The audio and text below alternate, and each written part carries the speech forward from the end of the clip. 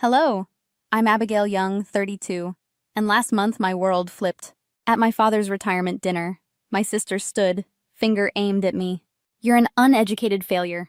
Probably selling drugs to survive." She sneered. Laughter didn't follow. Silence did. Plates rattled when Dad slammed his fist. Mom's eyes cut colder than ice. Guests stared, waiting for me to break. Her smirk burned. Their voices rose. "Get out, don't come back." But instead of crumbling, I smiled, calm and cold. "Okay." My heels clicked sharp against hardwood, each step echoing my resolve. They had no idea I'd been living a double life. If this story resonates, tap hype below in these first 7 days. Early hype helps more people who need it find this. I grew up in Fort Worth, Texas, where Sundays felt scripted. Church, pot roast, barbecues, one rule repeated nightly. My father, Scott Young, a civil engineer, made it gospel. A degree means stability. A degree means a real career. Mom, Crystal, nodded along, same refrain every night. Anna absorbed it all. The family favorite. Straight A's, debate club, campus tours booked before 16. I was the oddball, chasing things that didn't fit. At 14, I strung bead bracelets and posted grainy photos online. $200 that first month felt electric. I waved the cash at dinner. Dad barely lowered his newspaper. "That's cute," he said. "Focus on school or regret it." Mom patted my arm. "A hobby, honey, not a future." Anna rolled her eyes. "Why waste time? Study for the SATs." By 15, I'd bought a used laptop and taught myself coding. Neighbors paid $20 an hour for simple calendar and weather apps. A retired teacher paid $500 to rebuild her book club. I worked past midnight, fingers aching, proud and awake. When I showed Dad, he scoffed. "Side hustles don't build futures." Mom added, "Anna's planning college. Plan yours." Their words cut deep, sharper than any red pen. Dinners became comparisons, applause on repeat. Anna's essays and internships earned seconds on her plate. My 30 bracelets, my cafe app, dissolved into weather talk. Silence hummed louder than insults. I was the invisible daughter. At 18, I enrolled in community college to keep the peace. Business and intro coding felt like cages of lectures. After one semester, a lock clicked inside me. "I'm dropping out," I said. Dad's face went crimson, knuckles white. "You're throwing your life away," he roared, table trembling. Mom cried, "We raised you better. What will people think?" Anna folded her arms. "Told you she'd quit." Verdict delivered. I left with $2,000, a thrifted suitcase, and resolve. I should have known then. They'd never see me as enough. I moved into a studio with creaky floors and thin walls. Ramen, black coffee, a mattress on the floor by outlets. Mornings began at 5. Nights ended when the code ran. I taught myself Python and SQL, breaking things, rebuilding them. My first build, a local freelancer marketplace, collapsed fast. Light traffic froze sessions. The database locked like a vault. Refunds drained savings. Apologies smoked through my inbox. Dad asked about school. I said fine, then coded till dawn. Second try, a budgeting app for broke students. Looked pretty, but navigated like a maze. Users bounced on screen 1. Reviews stung, but they mapped the road I needed. Third, an inventory tracker lost data. Trust vanished by morning. Freelance gigs kept lights on, one invoice at a time. A bakery needed ordering. I rewired their weekends online. A mechanic wanted a database. I learned joins overnight. On a whiteboard, what I did wrong. Under it, never repeat. Then a recycling center owner emailed for a custom tracker. $400 wasn't much, but the shape felt bigger. I scoped features, sketched screens, shipped a lean prototype. He paid on time, then referred me to 2 friends. Momentum whispered, "Build a platform, not scattered projects." I called it GreenPath, a directory of sustainable services. Search, filters, maps, simple plumbing that actually worked. 10 signups, then 20, the graph thumped like a heartbeat. A regional eco-blogger wrote an unexpected review. Overnight, downloads jumped. Emails arrived from nearby towns. Partnerships brought featured listings. Revenue finally steadied. Servers tipped once. I migrated everything in 40 hours. No salary for 2 months, contractors still got paid. Investors emailed. I archived them, guarding focus and control. By year 2, GreenPath went statewide. We moved into a warehouse. I met owners myself, looked them straight in the eye. Promise less, deliver more. Answer before midnight every time. Users passed us along like a secret, city to city. I kept success hidden from home, the loneliest discipline. When they asked, I said business is okay, nothing dramatic. Truth was servers, payroll, roadmaps, 1,000 decisions. Milestones happened over cardboard pizza and a blanket. Greenpath grew. Something colder grew in me, too. Respect never came. Only comparison and doubt repeating, endlessly. So I stayed quiet and kept my distance, contributing when needed, but never announcing it. I told myself that was mercy. If they wouldn't see me, they would feel the safety. I called it love. Some nights it felt like ransom. What they called luck was work, line by stubborn line. And I could feel a reckoning walking toward me. Greenpath kept growing, steady as tide and relentless. Year 3, warehouse office, real traction, payroll met. 45 employees. I fixed bugs past midnight nightly. I wanted control, not applause. I wanted something else. For my family to see me without choking. I kept truth small on every call home. Business is okay, I'd say, wiping pizza grease away. They praised Anna's promotions, Dad's bridges, Mom's club. Then came the phone call that rewired my chest. Mom vented to a neighbor on speakerphone. She didn't know I was there. Abigail does some internet thing. Lucky, hardly a real career. I stood there, server lights blinking like warnings. Lucky. The words slid under my ribs and stayed. Quick pause. If this hit home, hype helps us reach others this week. We're within the 7-day window. A tap now makes a difference. That night, I opened the ledger I hid from everyone. Not revenue. The family ledger, tabbed and painfully specific. $80,000 for Mom's chemo in 2017. $60,000 for Anna's wedding and honeymoon in 2019. $30,000 to fix Dad's roof in 21. Phone plans, streaming, insurance. Quietly carried by me for years. Total, $170,000. No thank you at all. I disguised each transfer through third parties and shells. Not to play God, just to avoid another lecture. If they knew, they'd call it bragging or manipulation. So I turned love into paperwork and hidden margins. The final cut landed during a weekend visit. Anna laughed on video with friends, not seeing me nearby. Abigail got lucky with that app, she said, breezy, certain. She's still uneducated. You can't teach judgment or polish. I rinsed a mug until the water ran scalding. Loneliness arrived. A coat I swore I'd burned. I had built a company. They built a story about me. In theirs, I stayed small, grateful, conveniently forgettable. Sometimes I called secrecy mercy. Mostly it was fear. I wanted respect without begging, or arming their contempt. So I made a decision, clean as a ledger line. No more hidden math. No more shrugging at lucky. If they wouldn't see me, I would make them look. I chose Dad's retirement dinner to lift the veil. I wrote a 5-minute speech and practiced till hoarse. I printed receipts. Each transfer tabbed, dated, undeniable. I opened a retirement account. 100,000, funded, signed. I slid it into a sleek binder, steady hands. I didn't want theater. I wanted family to mean truth. The dinner would stitch us up, or cut us clean. If it cut, I was finally ready to bleed. What she said next still echoes in my head. I arrived early, binder in my bag, hands steady enough. When dessert landed, I stood. I have something to share. Eyes turned. I kept my voice calm and unshaking. I built Greenpath from nothing. It employs 45 people.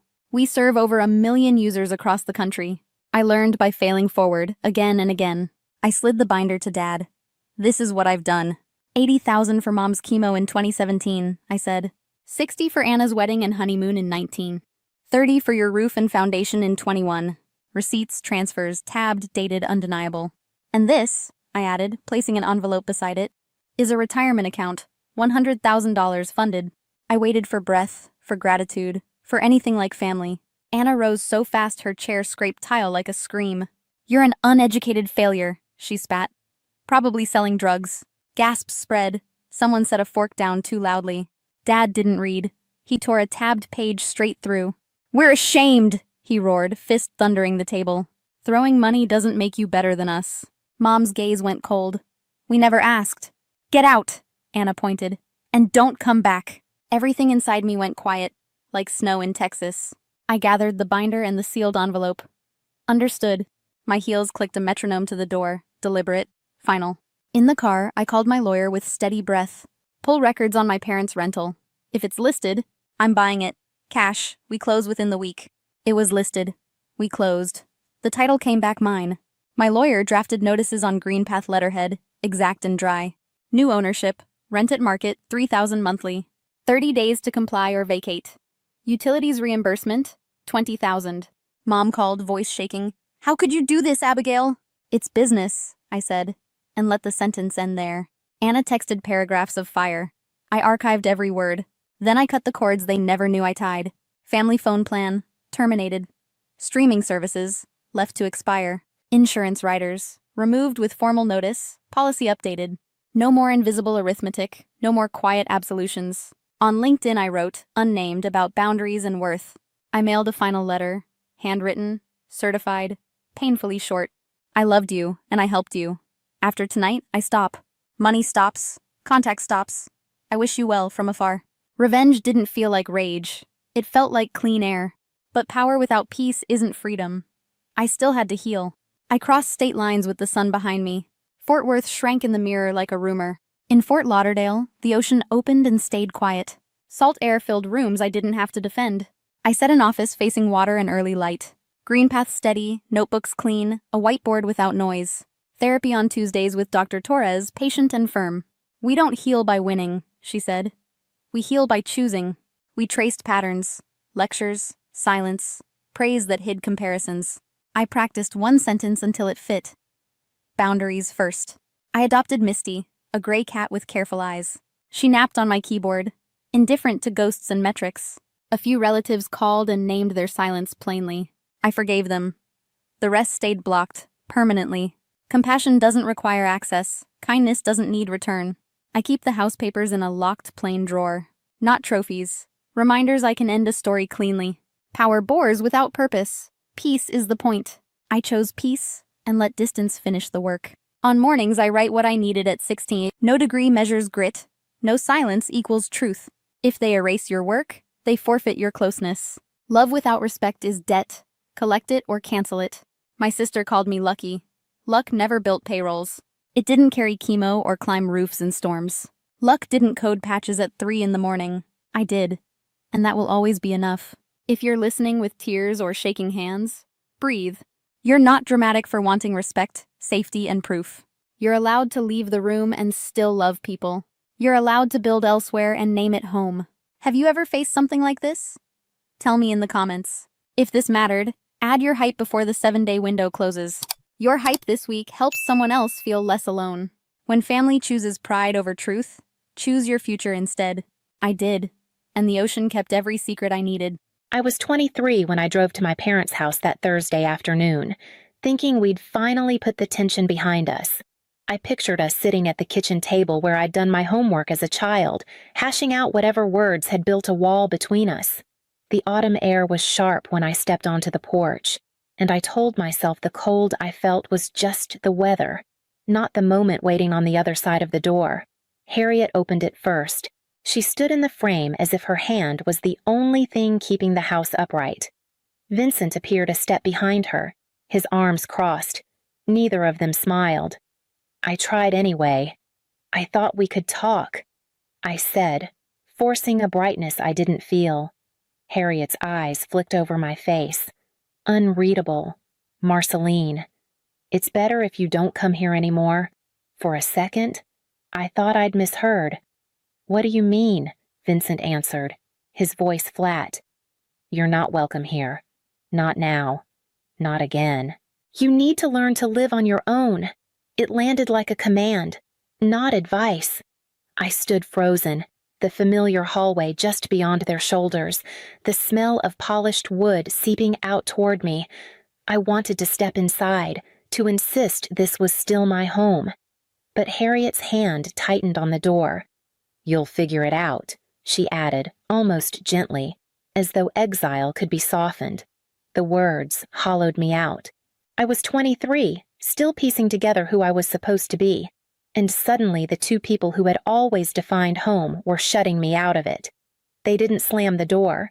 They just closed it, steady and final, until the only sound left was the faint click of the lock sliding into place. I stood on the porch a moment longer, my breath clouding in the November air, before walking back to my car. The steering wheel felt cold beneath my hands as I started the engine, already wondering how I was supposed to build a life from nothing. The apartment I found was wedged above a strip of shops, the kind of place most people passed without noticing. The rent was low, which was all that mattered. The carpet was worn thin in the hallway, the walls stained with the ghosts of tenants before me. And at night, the neon diner sign across the alley buzzed through my one small window. Still, it was mine. I carried in 2 boxes and a sewing machine that had once been a side hobby. Now it was my only anchor. I set it up on the rickety kitchen table and stared at it as though it could tell me what came next. My first jobs were scraps hemming a neighbor's trousers, patching a jacket sleeve. The payments were crumpled bills, coins pressed into my palm.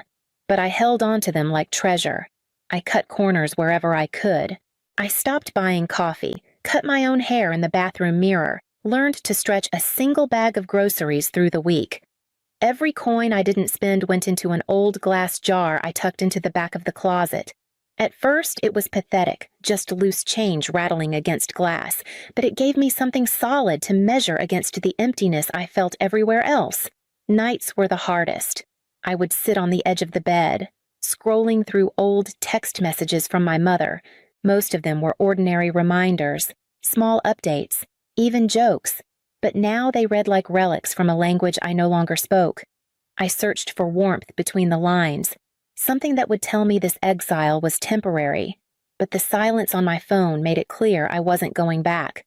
So I worked, stitched, saved, and reminded myself that survival had to be enough for now. What I didn't know then was that the jar would become more than coins. It would become proof I could create something lasting, even without the people who told me I couldn't. The jar in the back of my closet became my quiet secret. At first, it held only nickels and dimes, but over time, the weight of it grew. Every job I took on curtains for a neighbor's new apartment, repairing a winter coat for a coworker, sewing a child's Halloween costume ended with coins or bills folded into my hand. Each one went straight into the jar. It wasn't much, not enough for anyone else to notice, but for me it was proof that forward motion was possible. Word spread slowly. A friend of a friend needed a bridesmaid dress altered. A man from down the block wanted custom drapes for his living room. With every stitch, I felt less like I was treading water and more like I was building something tangible. The hum of the machine at night filled the silence that used to echo through my apartment, and for the first time since being shut out, I began to believe I might carve a life without my parents' approval. Still, the wound wasn't gone. One Saturday morning at the farmer's market, I saw them across the street. Harriet carried a tote bag of fresh produce. Vincent walked beside her, and they looked unchanged, as if the years had passed without consequence. I froze, half expecting them to glance my way, to at least acknowledge I existed. They didn't. Their eyes slid past me as though I was a stranger. I stood there clutching a bag of fabric scraps I'd bartered for, heat rising in my chest. I wanted to call out, to prove I was still here, still standing. Instead, I turned back toward my apartment, the jar waiting in the closet like a silent reminder. Every coin I dropped in that glass didn't just mark survival. It marked distance. Each small clink was a boundary I was learning to set, a way of saying to myself they may never see me, but I see what I'm building. And the day came when the jar was heavy enough to make me wonder what might come next. By the time I turned 25, the jar in my closet had grown too heavy to lift without both hands. I emptied it one night, spreading the coins and bills across the floor in neat stacks. It wasn't much by most standards, but it was enough for a down payment on something I could call mine. The house I found sat on the edge of town, its siding chipped and the yard overgrown with weeds. Most people saw a burden. I saw a beginning. Signing the papers felt surreal. No cosigner. No family safety net. Just my name alone. When I walked into the empty living room, the air smelled of dust and neglect, but beneath it I could sense possibility. Friends shook their heads when I told them. "It's a money pit," one said. "You'll regret it." But regret was what I already lived with. I needed something that belonged to me, even if it came with broken floorboards and peeling paint. I started with the smallest things. A fresh coat of paint in the kitchen, curtains I sewed myself, roses planted by the front steps, their roots gripping the soil I turned with blistered hands. Every improvement was slow. often done late at night after finishing sewing jobs to keep up with bills. But each change stitched the house a little closer to being mine. There were moments I nearly gave in to doubt, when the plumbing failed, when I pulled back old carpet to find warped wood beneath. I wondered if I'd taken on more than I could manage, but each problem I solved gave me back a piece of the confidence I thought I'd lost. Months passed, and the house began to reflect not just effort, but resilience. The walls no longer echoed with emptiness, they carried the sound of my sewing machine, the radio playing softly as I worked, the hum of a life being built from nothing. I would sometimes pause in the doorway, looking out at the roses beginning to bloom, and think this is what survival has turned into. Not just making it through the day, but creating a place where no one can tell me I don't belong. And it was in that moment of fragile triumph that the phone call I never expected finally came. 5 years passed before their voices found their way back into my life. I was in the garden that afternoon, kneeling in the dirt with my hands covered in soil, pressing bulbs into the earth.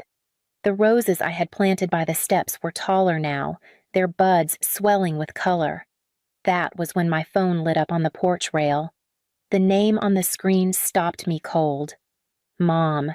For a moment, I just stared, half convinced it was a mistake. My thumb hovered before I finally swiped to answer. Hello? My voice sounded steadier than I felt. Marceline, Harriet said, her tone unusually soft, almost syrupy. It's been so long. How have you been? Behind her words, I caught the faint murmur of my father, like he was feeding her lines. I brushed dirt from my palms onto my jeans. I've been fine, I answered carefully. She hesitated before continuing. Your father and I have had a difficult stretch. His hours were cut back, and the mortgage. She trailed off with a sigh, then added, We've been talking, and thought maybe we could stay with you for a while, just until we get back on our feet. The air seemed to thicken around me. I stood, staring at the roses I had nursed from bare sticks into life. My chest tightened with something I couldn't name. Part of me wanted to believe this was a step toward reconciliation, the part of me that still replayed old text messages late at night, but another part remembered the door closing, the finality in my father's voice when he told me I wasn't welcome. I pressed the phone harder against my ear. That's unexpected, I said slowly. Harriet rushed to fill the silence. It would be temporary, of course. We'd contribute to the bills. Family should be there for each other. Her words landed with a weight that felt familiar, like a key turning in a lock I didn't ask for. I agreed to think about it, though my gut was already tight with unease. We ended the call politely, almost warmly, but as I set the phone down, my hands trembled in the quiet. That night I couldn't sleep, because beneath the sweetness of her tone, I heard something else entirely desperation, and I needed to know what it was hiding. The night after the call, I sat at my kitchen table staring at my phone, replaying every word. Part of me wanted to believe my parents simply needed help, that maybe this was the universe's way of mending what had been broken. But the unease in my stomach wouldn't let me rest. Their voices had been too polished, too careful. The next morning, I dialed Diane. She'd been a steady presence through my hardest years, a friend who didn't ask for more than I could give. When I explained, her response was calm but firm. Let me look into it, just in case. 2 days later, I sat across from her in her office, the smell of burnt coffee lingering between stacks of paper. She slid a thin folder across the desk. You should see this. Inside were copies of court filings, 2 eviction notices filed within the past year, credit card debt stretching past limits, small claims from neighbors and acquaintances who had lent money and never seen it back. My throat tightened as I scanned the pages, but what stopped me cold was the last sheet of credit application. My father's neat handwriting filled the boxes, and in the space-marked reference, my own name appeared. I never agreed to this. I whispered, I know, Diane said gently, but he used you to look stable. It's a pattern. Marceline. They're drowning, and they're reaching for anything that floats. I closed the folder slowly, my hands trembling against the cardboard edges.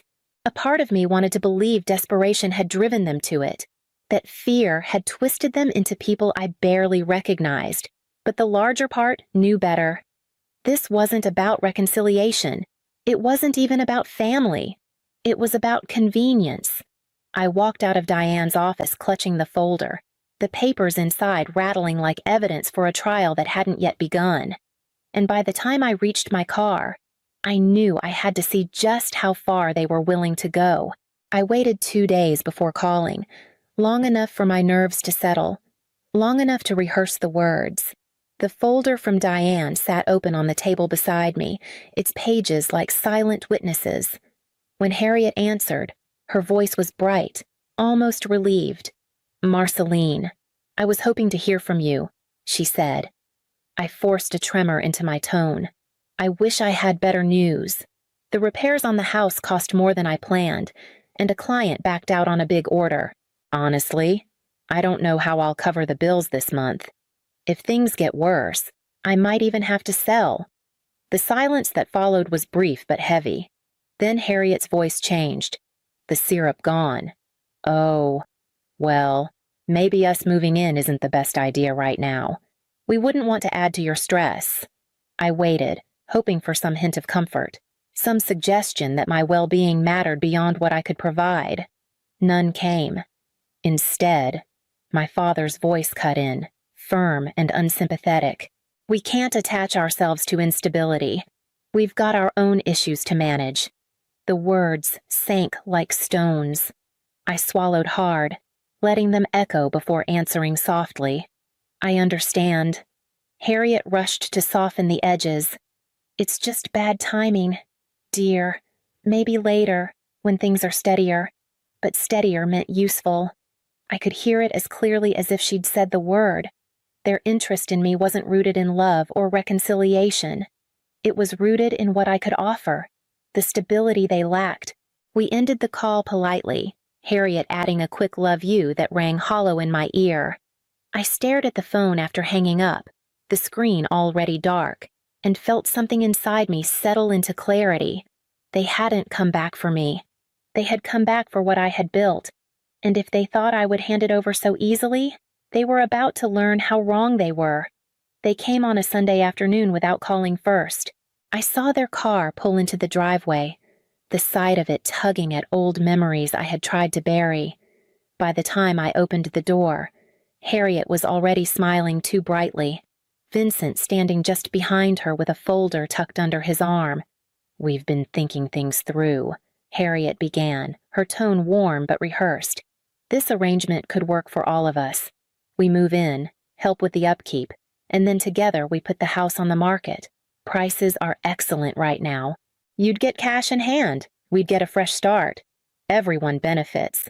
Vincent stepped forward, his eyes sweeping past me into the hallway as if measuring what would soon be his. "It's the practical choice," he added. I held their gaze, steady and quiet, before stepping aside just enough to reach for the folder waiting on my entry table. Without a word, I placed it between us and flipped it open. Eviction filings, debt notices, the credit application with my name scribbled as a reference. Harriet's smile faltered. Vincent's jaw tightened. "I know," I said calmly. "I know exactly why you're here.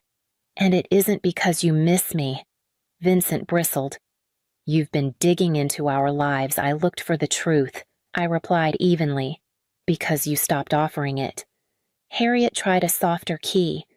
"We just want to start over, to be close again." I shook my head. "No, this house isn't your escape. It's my life. I built it inch by inch, and I won't sell my piece to cover your mistakes." The silence that followed was heavy, broken only by the sound of the wind moving through the roses outside. Finally, I stepped back into the doorway and let my hand rest against the frame. "If you want help finding resources, I'll send you a list. But if you want my house, the answer is no." I closed the door firmly, the echo reminding me of another door closed years before. but this time it was mine to shut. When the latch clicked, I leaned my forehead against the door and let the silence sink in. For a moment, the house felt too still, as if the air itself was waiting for me to decide what came next. My chest ached, not with the sharp sting of rejection I'd once known, but with something heavier, a grief for all the years I had wasted trying to earn what was never going to be given. Tears came then, sudden and hot. They weren't for Harriet or Vincent, not anymore. They were for the younger version of me who had stood outside their house 5 years ago, believing her worth could be erased with a single closed door. I cried for the time lost to doubt, for the nights spent scrolling through old messages, hoping silence might break into forgiveness. When the tears finally slowed, I wiped my face with the heel of my hand and drew in a steady breath. Then I reached for the lock, sliding it firmly into place. This time, the sound was not rejection, it was protection.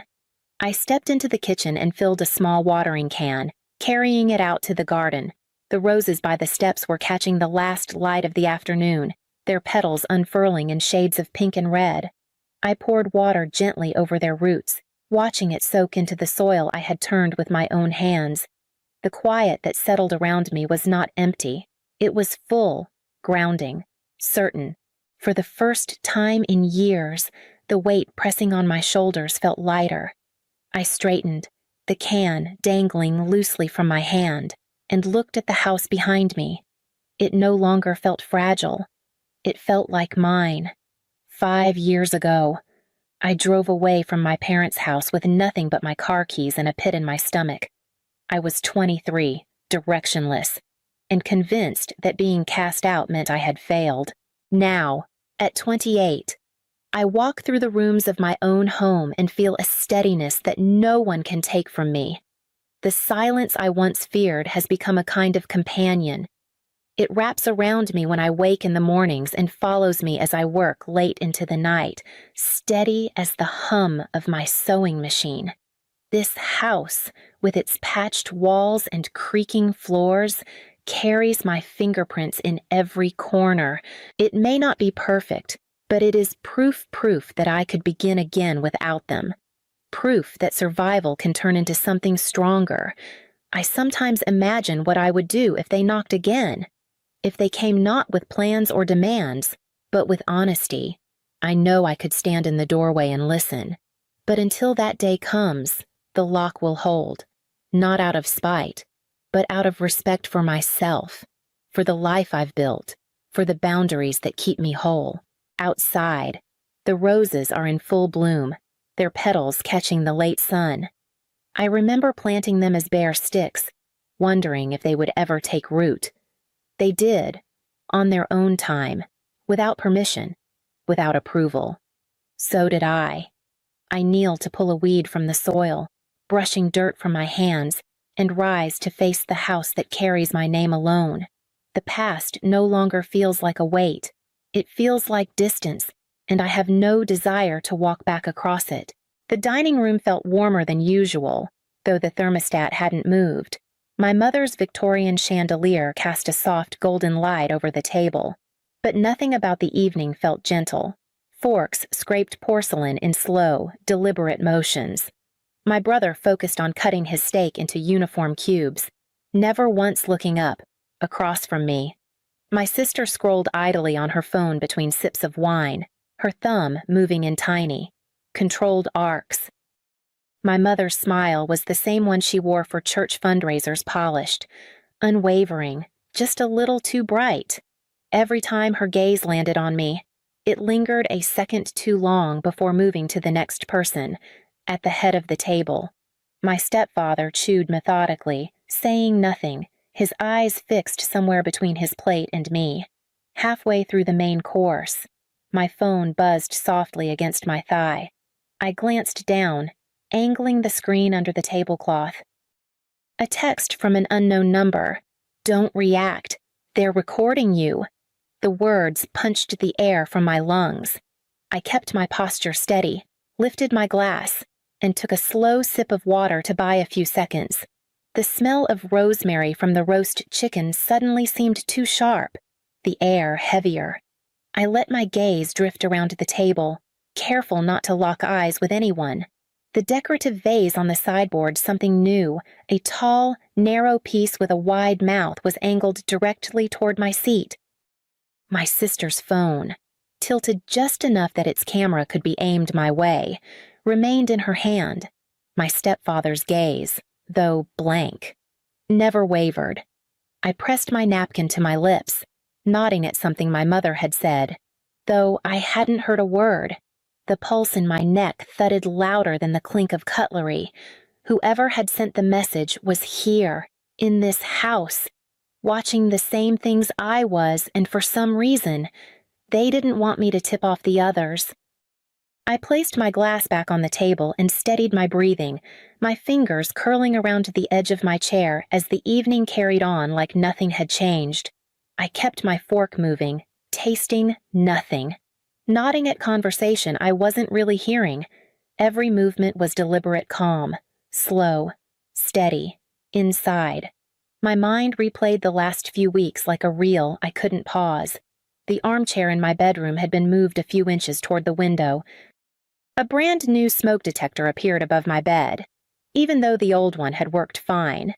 And just last Thursday, Landon had mentioned casually, "Grandma's been checking my room a lot. She says she's making sure it's clean." The details I'd brushed off now stacked neatly into something darker when dinner finally wound down. I helped clear the table, chatting about the weather, my schedule, anything that sounded harmless. Then I excused myself, saying I needed to grab a book from the den. My steps down the hallway were light, my heartbeat anything but. The bookshelf loomed against the far wall, crowded with my mother's hardcovers, most of them untouched in years. I ran my fingers along the spines until I reached one that sat slightly forward, a thick volume of American landmarks. I pulled it out and felt the weight too light. Inside was a hollow compartment, snugly holding a tiny black device no bigger than a matchbox. A pinhole lens winked back at me. I clicked it off with shaking fingers and slipped it into my pocket. My palms were damp, my throat dry, but I didn't let myself pause. If this was what the text warned about, I had to be sure it wasn't the only one. Beside the device, a small slot held a micro SD card. I slid it out, tucking it into the lining of my coat before returning the hollow book to its place exactly as I'd found it. I straightened, smoothing my hair and stepping back into the hallway, my face set in the same polite mask I'd worn all evening. Tonight was not the night for confrontation. Tonight was for keeping my cards close and waiting to see just how many they thought they'd already played. That night, after tucking Landon into bed, I locked my bedroom door and set my laptop on the desk. The house was quiet except for the faint hum of the refrigerator down the hall. I slid the micro SD card into an adapter, my fingers trembling despite the stillness around me. The first video loaded quickly a clip of me in the kitchen, chopping vegetables. Halfway through, the footage jumped, cutting to an argument with my sister from weeks ago. The audio was spliced so it sounded like I'd snapped mid-sentence, my voice sharp and unprovoked. I clicked to the next file. Same patterns start with something mundane. Slice in the worst possible moment. Stitch it together into a neat package of volatility. By the third clip, my chest was tight. This one showed me in the living room, phone pressed to my ear, speaking to my therapist. The timestamp told me it had been recorded on a Tuesday morning when I was home alone. I remembered that session I'd been honest, vulnerable, talking about how the constant tension in the house was wearing me down. Hearing those words replayed without consent felt like a theft of something I couldn't get back. Another file opened to footage from my bedroom. I sat on the edge of the bed, pulling my hair into a bun, completely unaware a camera was watching. The sight of myself in that private space sent a wave of nausea through me. Then came the bathroom, me brushing my teeth, adjusting my robe. The intimacy of those moments, stolen and stored, made my skin crawl. This wasn't petty cruelty. It was precise, intentional. Someone had planned this, curated it, and kept it hidden until the moment they could use it. I leaned back in my chair, the glow of the laptop washing over my face, and felt the first flicker of something colder than fear settling in my chest. The next morning, I called Marissa, an old college friend who now worked as a paralegal for a well-known family law firm in Albany. I didn't tell her everything over the phone, just that I needed her professional opinion. We met that afternoon at a quiet cafe on State Street, the kind of place where the hum of espresso machines covered most conversations. I slid my laptop across the table and let her watch. She leaned in, her brow furrowing with every passing second. When she finally looked up, her voice was low. "Corinne, this isn't just creepy. If someone took this to court, they could argue you're emotionally unstable. They could make it look like you're unfit to parent." The words landed with a sharp clarity that made my stomach knot. "You mean, they could take Landon?" She nodded slowly. "Especially if they present these clips without the context. The bathroom and bedroom recordings, those would raise questions about legality, but most judges will see emotional outbursts or odd behavior first. And if the other side has influence or resources..." She let the sentence trail off. Suddenly, the micro camera in the bookshelf wasn't just an invasion, it was ammunition. My thoughts jumped back to last week, when my mother had been alone with Landon in the living room. I'd walked in just as she was smoothing his hair and saying, "You might live here more soon. Wouldn't that be nice at the time?" I'd forced a smile, chalking it up to her usual overstepping. Now it felt like the first visible crack in a wall they'd been building for months. I sipped my coffee, though the taste barely registered. "If I can prove the footage is manipulated," I asked. Marissa tapped her pen against her notebook. "Then you've got leverage. But you need to gather everything, dates, times, any proof of tampering, and keep it somewhere they can't reach." As I left the cafe, the city air felt colder than it should have. I walked to my car with my bag hugged tight against me, the weight of the laptop suddenly heavy. They weren't just watching me, they were preparing to erase me from my own son's life. And if they were willing to go this far, I needed to be willing to go further. The next few days, I stopped moving through the house like a guest in someone else's life and started moving like a hunter. My phone stayed on voice memo mode whenever I was in shared spaces. I kept a small pen-sized recorder in my jacket pocket, switched on the moment I walked through the door. It didn't take long. One evening, while my mother and sister were in the kitchen, I lingered just out of sight in the hallway. My sister's voice, hushed but sharp, slipped through the doorway. "We need to provoke her. She has to snap, or none of this works."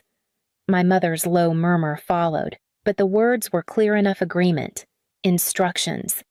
I pressed my hand to my coat, feeling the steady blink of the recorder as if it were my own heartbeat. Even Landon picked up on the shift. "Why is everyone whispering?" he asked one morning over cereal. I smiled for him, but inside, my resolve tightened. By Thursday, I had hours of audio casual digs, whispered strategy, my mother rehearsing lines about my forgetfulness as if she were practicing for a play. That afternoon, I took it all to the office of a lawyer Marissa had recommended. Her name was Evelyn Clark, a calm, sharp-eyed woman in her 40s whose desk was stacked with neat piles of case files. I handed her the micro SD card, the recordings, and the timeline I'd built from the last month. She listened to one clip, the corner of her mouth tightening. "This isn't just harassment," she said, leaning back. "It's targeted emotional abuse and illegal surveillance. We can use both criminal and civil routes, but you need to keep playing along for now. If they think you don't know, they'll keep getting sloppy." So I pretend nothing's changed. I asked, "Exactly." "We'll start with preserving evidence off-site backups. Encrypted storage. I'll file preliminary notices without revealing specifics. The more rope they give us, the better." Her precision steadied me. I left her office with a portable hard drive she insisted I keep at work, far from the house. That night, I made sure to laugh at dinner, to ask my sister about her job, To compliment my mother's cooking, I let them think they still had the upper hand. Inside, every cell in my body was vibrating with the need to move faster, to lock every door behind me, to get Landon somewhere safe. But I followed Evelyn's advice, because this wasn't about speed, it was about precision. And the more they underestimated me, the more I could see the cracks forming in their plan. By Saturday morning, I'd had enough of breathing the same air as people who wanted to dismantle my life. I packed a small overnight bag for Landon, no explanations. Just told him we were going to visit Aunt Rachel, a friend I trusted more than anyone. She lived 2 towns over, in a place where no one from my family had reason to go. We spent the day like nothing was wrong. Rachel made pancakes, Landon played with her golden retriever, and for the first time in weeks, I didn't feel the weight of eyes on me. I left my phone on silent in my purse, deliberately out of reach. The quiet was addictive. It wasn't until late afternoon, when Landon was building a fort in Rachel's living room, that I finally checked it. The screen lit up with a wall of notifications, 129 missed calls. My mother's name filled most of them, my sister's right behind, and wedged between their numbers were calls from my ex-husband, who almost never reached out directly. I scrolled through the timestamps. The calls had started less than an hour after we left the house, each one a few minutes apart. There were also several voicemails, but I didn't press play. My hands had gone cold just holding the phone. It rang again in my palm. "Evelyn," I answered immediately. "They've either figured out you're gone," she said, her voice brisk, "or they noticed something missing. The files. Maybe. Whatever it is. They're scrambling. Don't go back tonight. Stay where you are. And don't answer their calls." I told her about the sheer number of times they'd tried to reach me. She exhaled sharply. "That's not panic over a misunderstanding, that's fear. They've lost control of something." I glanced over at Landon, who was draping a blanket over the back of a chair, his face lit with concentration. He had no idea that the same people who were blowing up my phone wanted him as a pawn in their game. I turned the phone off completely and set it face down on the counter. Whatever storm was brewing back at my mother's house, I wasn't stepping into it tonight. I needed time to decide exactly how I wanted the next move to play out. By Monday, I knew the only way to end this was to pull their performance into the light. I called my mother first, then my sister, my stepfather, even my ex-husband. I told each of them the same thing, that I wanted to put everything behind us, that I missed the sense of family we once had. My voice stayed even, warm. They all agreed to come. Hypocrisy was easier to arrange than honesty. I booked a small banquet room at the Maplewood Inn, a place neutral enough that no one could claim home court advantage. Then I called a tech specialist Evelyn recommended. He didn't flinch when I told him what I needed: a seamless presentation that would show the doctored footage side by side with the unedited originals. The kind of comparison that left no room for denial. We spent hours going through the files. He cropped, aligned, and timed each set so the truth would unspool with ruthless clarity, her voice feeding Landon lies. My sister whispering about provoking me. My ex laughing about winning custody. Every cut they'd made to twist reality was exposed. Evelyn prepared the other piece of the plan court documents showing my filings for invasion of privacy, emotional abuse, and custody protection. She also arranged for 2 process servers to be nearby the night of the dinner, ready to hand over legal papers if anyone tried to run. The day before the event, I stood in the empty banquet hall as staff set up round tables with crisp white linens. In the corner, the projector screen waited, rolled up like a curtain before a show. I could almost hear the clink of glasses, the rehearsed laughter, the false civility they'd bring with them. This wasn't about getting them to admit anything. It was about making sure that when the truth came out, they couldn't pretend they hadn't seen it. They arrived dressed for the part, polished smiles, careful greetings, voices pitched just loud enough for the room to hear. My mother hugged me like she'd never once tried to erase me. My sister complimented my dress. My ex shook my hand as if we were civil strangers. We ate in polite silence, broken by shallow conversation, each of them waiting for me to explain why I'd called them here. When dessert plates were cleared, I stood and thanked everyone for coming. I spoke slowly, the way you do when you're walking someone toward a cliff they can't see. Then I turned to the tech in the corner and nodded. The lights dimmed. The screen came to life. First, a clip of my sister sliding a tiny device into the hollow of a book on the den shelf. Then, my mother's voice, coaxing Landon in the living room. "If you tell the judge Mommy forgets things, you might get to live here more." Finally, my ex-husband on the phone. Chuckling to someone unseen, I'll push her until she loses custody. Then we get the house and the kid. Gasps rippled through the tables. My uncle set down his wine glass, muttered something under his breath, and walked out. My mother's smile faltered, her hands gripping the tablecloth. My sister's eyes darted toward the exit. My ex leaned back, jaw tight, as if daring me to say more. The reel kept playing, each clip matched to its untouched original, their manipulations laid bare. I didn't speak again. I let the silence do the work. Let them see themselves without the edits, without the excuses. When the screen went dark, no one moved. I picked up the court documents from my bag and began walking them to each table. The days after the dinner moved quickly. Evelyn filed motions, attached the video evidence, and within a week, the judge granted me a restraining order against my mother, sister, and ex-husband. Temporary full custody of Landon was awarded to me, with no unsupervised contact for any of them. We also moved forward with civil suits for invasion of privacy, emotional abuse, and unlawful surveillance. The ripple effect was immediate, in a town where everyone knew everyone's business. News spread fast. My mother's charity board quietly removed her name from its website. My sister's employer restructured her position out of existence. My ex-husband stopped showing up at the country club, his usual haunt, after whispers began following him from room to room. For the first time in months, I felt a measure of stillness in my home. Landon's laughter returned in small bursts over a board game. During a bedtime story, I let myself believe the worst was over. Then, 1 week later, I found it. A plain envelope slid through my mail slot. No return address? Inside was a single photograph me, asleep in my own bed, hair splayed across the pillow, the lamp still on from the night before.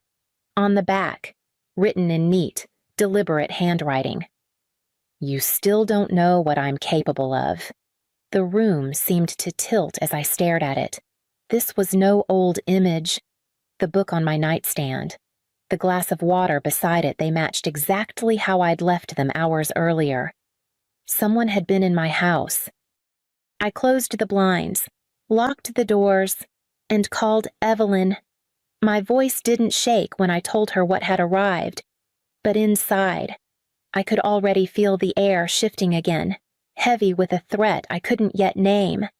The police took the photo and envelope, their tone shifting when I pointed out the details, proving it was recent. Within days, they traced the intrusion to an associate of my sister, a man she'd met through her volunteer work, caught on a neighbor's security camera leaving my street in the early hours. He was arrested and charged with trespassing and stalking, and my sister faced new counts for conspiring with him. That was the final push I needed. Evelyn and I arranged a quick sale of the house, and within a month, Landon and I had moved to a small coastal town in New England. Our new home was modest, with wide windows that caught the morning light and the smell of salt water drifting in on the breeze. The quiet here feels different, earned, not borrowed. Landon rides his bike down safe streets, and I can read on the porch without glancing over my shoulder every few minutes. At night, I sleep with the windows open, the ocean's rhythm replacing the hum of my old fear. Looking back, I see the woman I was when this began, careful, hesitant, always adjusting herself to keep the peace. That version of me didn't survive. In her place is someone who knows her own strength, who understands that protecting what matters sometimes means preparing for a fight you hope never comes. Peace is fragile, but it's mine now, and if they ever come for me again, they'll find out exactly what I've become.